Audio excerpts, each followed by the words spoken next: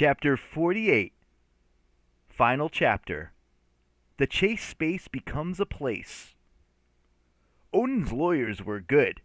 In 2 weeks, all the paperwork was done. Odin had to wrangle with various Boston zoning commissions, the mayor's office, and several neighborhood associations, but he'd cleared those hurdles in record time, as only a god with infinite money and a background in motivational speaking could. Uncle Randolph's will had been fully executed. Annabeth had cheerfully signed off. "I think this is awesome, Magnus," she said on the phone from California. "You're amazing. I kinda needed some good news right now." That set my ears buzzing. Why did Annabeth sound like she'd been crying? "You okay, cuz?" She paused for a long time. "I will be. We got some bad news out here." I waited. She did not elaborate. I didn't push. She would tell me if and when she wanted to. Still, I wished I could pull her through the phone and give her a hug. Now that she was on the other coast, I wondered when I would see her again. Did Einhari ever make it out to the west coast? I'd have to ask Samira. "Percy okay?" I asked. "Yeah, he's fine," she said. "Well, as fine as can be expected." I think I heard his muffled voice in the background. "He wants to know if any of his advice helped you on your sea voyage," Annabeth relayed. "Absolutely," I said. "Tell him I kept my butt clenched in the entire trip, just like you said." That got a broken laugh. "I'll tell him." "Take care of yourself." She drew a shaky breath. "I will. You too. We'll talk more next time I see you." That gave me hope. There would be a next time.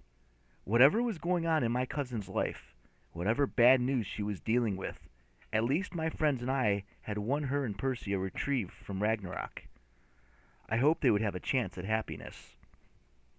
I said my goodbyes and got to work. In 2 more weeks, the Chase Mansion was open for business. Our first guests moved in on July 4th, Independence Day. It had taken Alex and me several days to convince them that our offer was serious and not some sort of scam. "We know what we're at," Alex told these kids. "We've been homeless too. You can stay for as long or as little as you want. No judgment, no expectations, just mutual respect, okay?" They came in wide-eyed and shaking with hunger, and they stayed. We didn't advertise our presence in the neighborhood. We didn't make a big deal about it. We certainly didn't rub it in the neighbors' faces. But in the legal documents, the mansion was called the Chase Space, a residence for homeless youth. Blitzen and Hurstone moved in. They served as cooks, tailors, and life advisors for the kids. Hirth taught them sign language. Blitz let the kids work in his shop.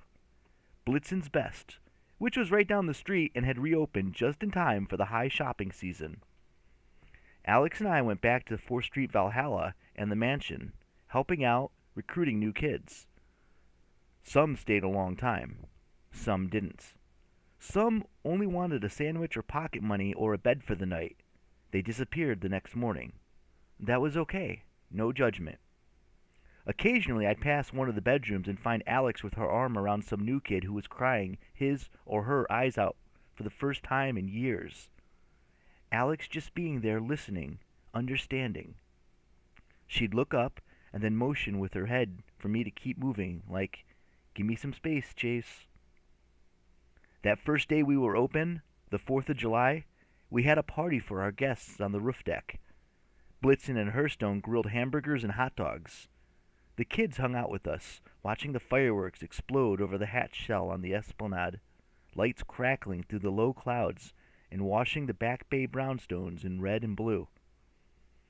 Alex and I reclined next to each other in the lounge chairs, where we'd sat after killing the wolf in Randolph's library weeks before. She reached over and took my hand. We hadn't done that since we were marching invisibly towards the ship of the dead. I did not question the gesture. I didn't take it for granted. I decided just to enjoy it. You have to do that with Alex. She's all about change. Moments don't last. You gotta enjoy each one for what it is. "This is good," she said. I didn't know if she meant what we'd accomplished with Chase Space or the fireworks, or holding hands, but I agreed. Yeah, it is. I thought about what might come next. Our jobs as an Einhjar were not over. Until Ragnarok, we would always have more quests to undertake, more battles to fight, and I still had to find the god Bragi and convince him to write Jack his epic.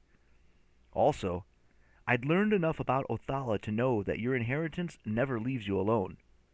Just as Hearthstone had tried to revisit Alfheim, I had difficult things still to deal with.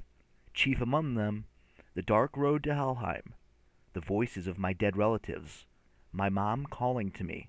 Hel had promised that I would see my mom again someday. Loki had threatened that the spirits of my family would suffer for what I had done. Eventually, I would have to seek out the frozen land of the dead and see for myself. But for now, we had fireworks. We had our friends, new and old. I had Alex Fierro next to me, holding my hand. It might stop at any moment. We Einhjar know that we are destined to die. The world will end. The big picture cannot be changed. But in the meantime, as Loki once said, we can choose to alter the details. That's how we take control of destiny. Sometimes, even Loki can be right. The end of Chapter 48. The end of Book 3 of Magnus Chase and the Gods of Asgard, The Ship of the Dead, by Rick Riordan. Thank you guys so much for listening. I hope you all enjoyed this book. It was a very good book. If you guys have not subscribed yet, please take a second to subscribe. Thank you so much for listening. Thank you so much for your support. It means everything to me. I do this for free. I do this because I love this, and I do this because I want to spread the joy of Rick's books and all literature, and hopefully you guys can experience that joy with me. Please stay tuned as we read more books in the future, and feel free to go back and listen to my older books. This has been a great time, and I look forward to seeing you all again very soon. Thank you for listening. Have a great day.